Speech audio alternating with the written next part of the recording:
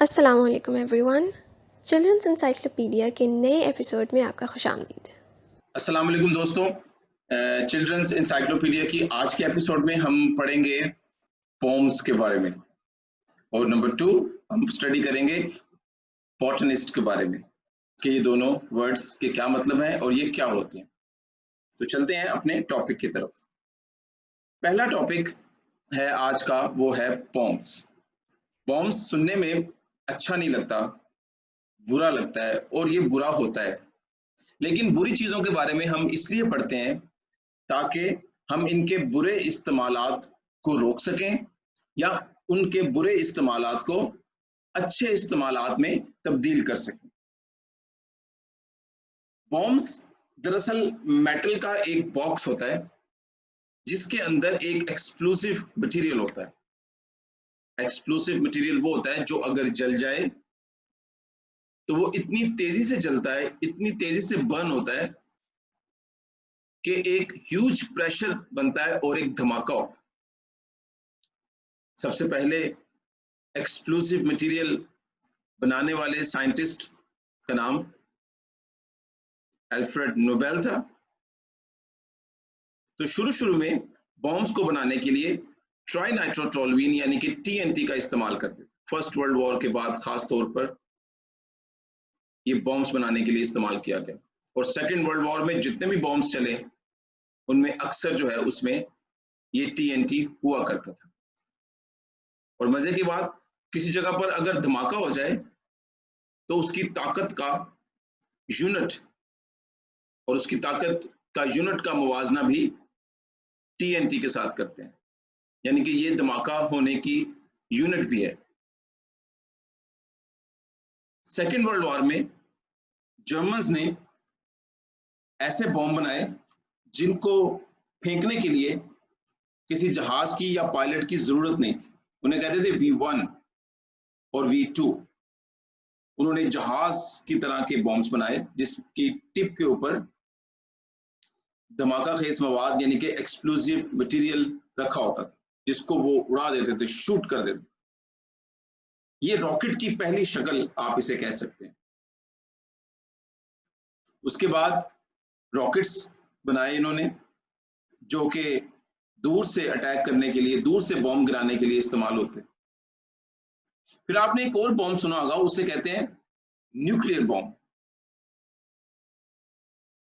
Nuclear bomb जो है, इसके अंदर जो एक्सप्लोसिव मटेरियल है उसकी जगह पर रेडियो एक्टिव मटेरियल इस्तेमाल किया जाता है, जैसा कि यूरेनियम या प्लूटोनियम।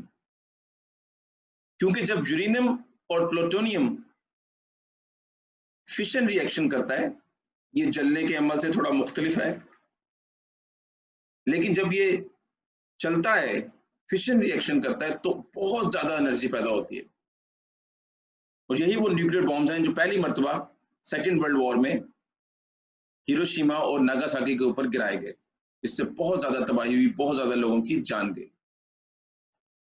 लेकिन जब एक्सप्लोसिव मटेरियल के ऊपर रिसर्च हो रही थी, नए नए एक्सप्लोसिव मटेरियल बनाए जा रहे थे, तो उसकी मदद से आज रिसर्चर्स और साइंसदान ऐसा सॉलिड फ्यूल बनाने में कामयाब हुए, ऐसे जबरदस्त रॉकेट्स बनाने में कामयाब हुए कि जिनकी मदद से वो स्पेस तक चले गए। आज इंटरनेशनल स्पेस स्टेशन पर जाना उन्हीं फ्यूल्स की मदद से मुमकिन है, उन्हीं एक्सप्लोसिव मटेरियल की मदद से मुमकिन है जो शुरू में लोगों की जान लेने के लिए इस्तेमाल किए गए। सबसे पहला बॉम्ब जो है ना, तारीख में जो गिराया गया, वो वेनिस के ऊपर गिराया गया। वेनिस बड़ा मशहूर शहर है। यहाँ पर गलियों में सड़कें नहीं है, वहां पर नहरें हैं, और लोग एक जगह से दूसरी जगह पे जाने के लिए शिप्स का इस्तेमाल करते हैं। 1849 में ये ऑस्ट्रियंस ने गिराया था वेनिस के ऊपर, और उस वक्त जहाज नहीं हुआ करते थे, एयर शिप्स हुआ, बैलून्स की मदद से, एक एयर बैलून की मदद से वो गिराया। दूसरा टॉपिक जो है वो है बॉटनिस्ट। बॉटनिस्ट ऐसे लोग होते हैं, ऐसे साइंटिस्ट होते हैं जो प्लांट्स को स्टडी करते हैं। प्लांट्स को स्टडी करना उतना ही इंपॉर्टेंट है जितना एनिमल्स को और ह्यूमंस को स्टडी करना। क्योंकि ज़मीन पर जितनी भी ज़िंदगी मौजूद है, वो जिस भी शक्ल में है, वो सारी की सारी ज़िंदगी प्लांट्स के होने की वजह से है। क्योंकि प्लांट्स सूरज की रोशनी को इस्तेमाल करके फोटोसिंथेसिस के अमल से एनर्जी पैदा करते हैं, खुराक बनाते हैं, और फिर वही खुराक दूसरे जानदार इस्तेमाल करते हैं, दूसरे जानवर इस्तेमाल करते हैं। इसलिए प्लांट्स को पढ़ना, उनके बारे में जानना और उनकी इंफॉर्मेशन कलेक्ट करना जमीन पर जिंदगी को बनाए रखने के लिए बहुत ज्यादा जरूरी है। और जो जबरदस्त काम करते हैं ये लोग, जो लोग ये वाला जबरदस्त काम करते हैं, उन्हें कहते हैं बॉटनिस्ट। उर्दू में इस इल्म को बोलते हैं इल्म निबातात, बॉटनी। काम करने वाले लोग बतौर खास इस काम के माहिर होते हैं कि वो प्लांट्स को परख सकते हैं, वो उसकी पहचान कर सकते हैं, और वो उसके अंदर होने वाले मेटाबॉलिज्म, तोड़ फोड़ के अमल और मुख्तलिफ मैकेनिज्म्स को समझ सकते हैं। ये सब हमारे लिए जानना इसलिए ज़रूरी है क्योंकि हम प्लांट से फूड लेते हैं, से खाना लेते हैं, इसलिए हमें उनके बारे में जानना चाहिए। क्योंकि प्लांट्स से हम स्ट्रक्चर्स बनाने के लिए मटेरियल लेते हैं, हम उनसे लकड़ी लेते हैं, और इसके अलावा प्लांट से हमें बहुत सारी मेडिसिन्स मिलती हैं, दवाइयाँ मिलती हैं बहुत सारी। ये सब ज़बरदस्त काम हमारे लिए पौधे करते हैं, और बदले में वो हमसे क्या चाहते हैं? बदले में वो हमसे सिर्फ और सिर्फ ये चाहते हैं कि हम उनको नुकसान ना पहुंचाएं, उनको ख़त्म ना करें। तो इतने बड़े बड़े काम करने वाले प्लांट्स के लिए आपको क्या करना चाहिए? हमारे एक उस्ताद क्या करते हैं? हग अ ट्री। आपको एक दरख्त को हग करना चाहिए, उसको थैंक यू बोलना चाहिए, क्योंकि वो हमारे सांस लेने के लिए ऑक्सीजन बनाता है, हमारी छांव के लिए, हमारे लिए शेड फराहम करता है, हमें लकड़ी देता है ताकि हम उसकी मदद से खाना पका सकें और बाकी काम कर सकें, और वो हमें फूड फराहम करता है, फ्रूट्स देता है।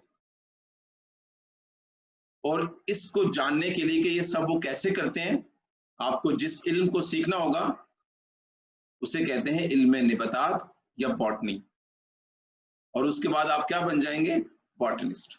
अगर आपको फ्लावर्स अच्छे लगते हैं, प्लांट्स अच्छे लगते हैं, तो ये वो जगह है जहां पर आपको पढ़ना चाहिए और सीखना चाहिए। शुरू शुरू में लोग समझते थे कि प्लांट्स को पढ़ने का मतलब सिर्फ उनकी क्लासिफिकेशन है, हमें सिर्फ उनकी ग्रुपिंग करना सीखनी है। इस बारे में बहुत सारे रिसर्चर्स और साइंटिस्टों ने बड़े बड़े काम किए, जिनमें बहुत सारे फेमस लोग हैं। मैं उनमें से आपको एक दो का नाम बताता हूँ। कि प्लांट्स को यूनिक नाम देने के लिए हर पौधे का एक खास साइंटिफिक नाम होता है। 18th सेंचुरी में ये काम करना शुरू किया कार्लोस लीनियस ने। उसके बाद सर जोसेफ हुकर 1817 से 1911 तक उनका स्पैन ऑफ लाइफ था। उन्होंने मुख्तलिफ मुल्कों में जाकर वहां पर मौजूद प्लांट्स को इकट्ठा किया, उनको अलग अलग नाम दिए, और वो सारी कलेक्शन उन्होंने इकट्ठी की क्यू गार्डन लंदन में। तो पौधों को जानना, पौधों को पढ़ना, उनकी खूबसूरती को निहारना और उनकी रिस्पेक्ट करना उतना ही ज़रूरी है जितना हम दूसरे एनिमल्स या इंसानों के बारे में सोचते हैं। आज के एपिसोड के लिए बस इतना ही। अगर आपको हमारी वीडियो अच्छी लगी है तो प्लीज़ इसे लाइक कीजिएगा, इसको शेयर कीजिएगा और हमारे चैनल को सब्सक्राइब कीजिएगा। Until next time, अल्लाह हाफिज़।